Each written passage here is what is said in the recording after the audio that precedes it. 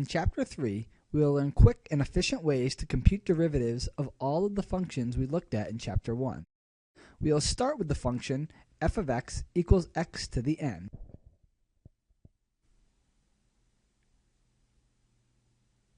In order to compute the derivatives of these functions, we will need to use the definition of the derivative, which is that f prime of x equals the limit as delta x goes to 0 of f of x plus delta x minus f of x, all divided by delta x.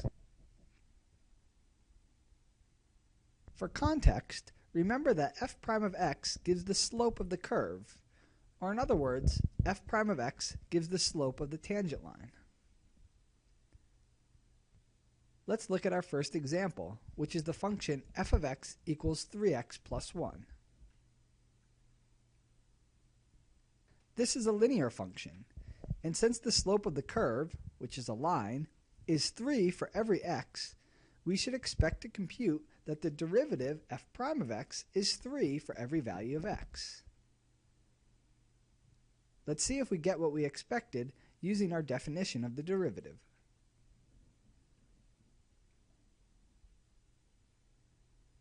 Applying our definition of the derivative to this particular function, we get f prime of x equals the limit as delta x goes to 0 of f of x plus delta x minus f of x all over delta x, where f of x plus delta x is our function evaluated at x plus delta x, which is 3 times x plus delta x plus 1, minus f of x, which is 3x plus 1. Distributing the 3, we get 3x plus 3 delta x plus 1 minus 3x minus 1. But we can simplify because 3x minus 3x is simply 0, and 1 minus 1 is also 0. So we're left with the limit as delta x goes to 0 of 3 delta x divided by delta x. But this again we can simplify, because delta x divided by delta x is just 1. So we're left with the limit as delta x goes to 0 of 3, but 3 is always 3 no matter what delta x is. So we found that f prime of x equals 3. This is exactly what we expected, because the derivative gives the slope of the line, and the slope of the line is always 3.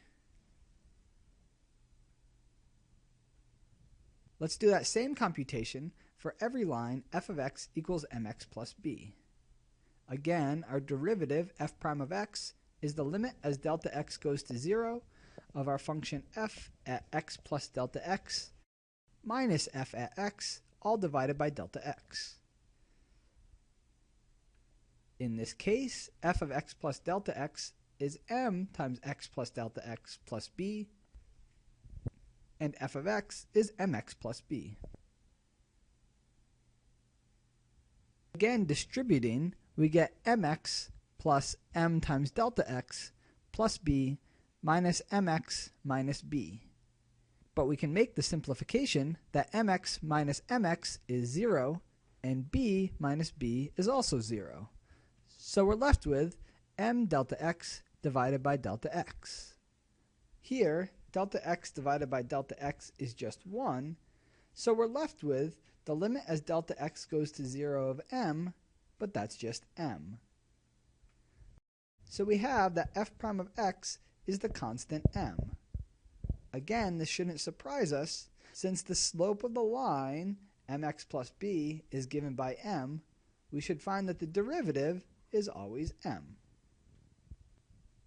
Now that we've computed the derivative for all lines, let's compute the derivative of f of x equals x squared. Again, we'll use our definition that f prime of x equals the limit as delta x goes to 0 of f of x plus delta x minus f of x all over delta x. For this function, f of x plus delta x is x plus delta x squared, and f of x is x squared. Multiplying out x plus delta x squared, we get x squared plus 2x delta x plus delta x squared minus x squared. Here we can make the simplification that x squared minus x squared is simply 0. So we're left with 2x delta x plus delta x squared all over delta x.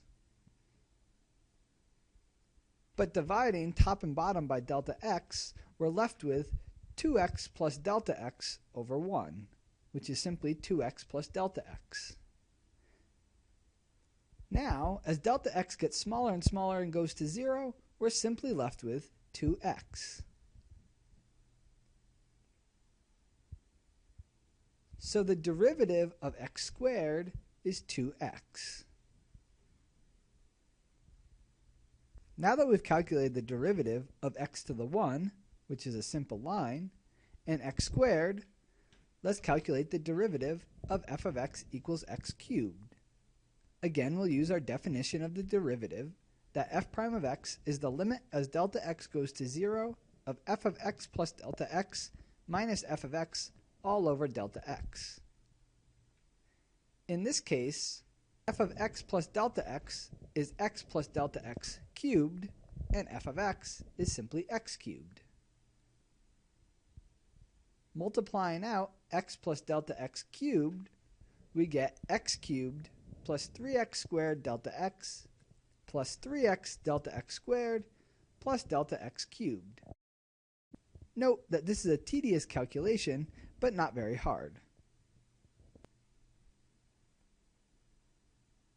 So up top, we have x cubed plus 3x squared delta x plus 3x times delta x squared plus delta x cubed minus x cubed.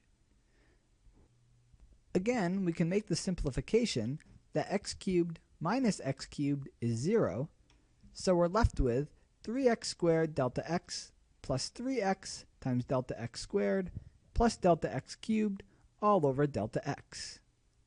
And as we did in the last few examples, we can divide top and bottom by delta x to be left with 3x squared plus 3x delta x plus delta x squared.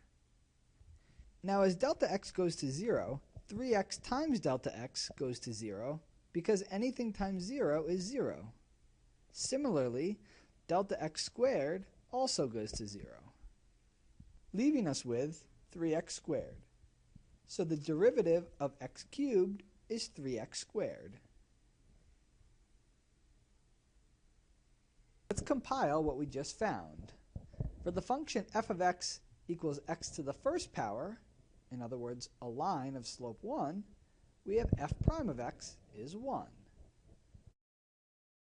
For the function f of x equals x squared, its derivative is 2x. For f of x equals x cubed, its derivative is 3x squared.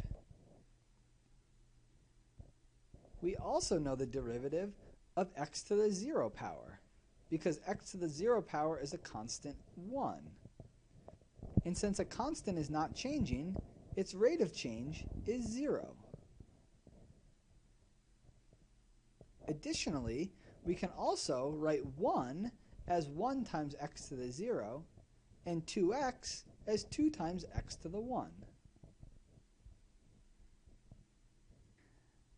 Now let's use the pattern emerging on the right-hand side to try to figure out what the derivative of x to the 4th is.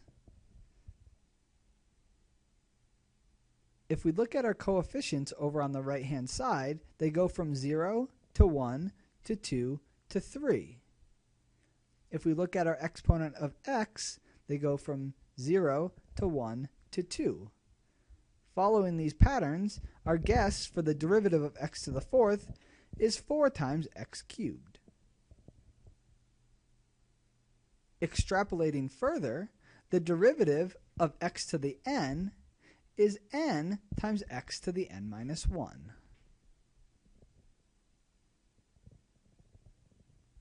So we found that the derivative of x to the n is n times x to the n minus 1.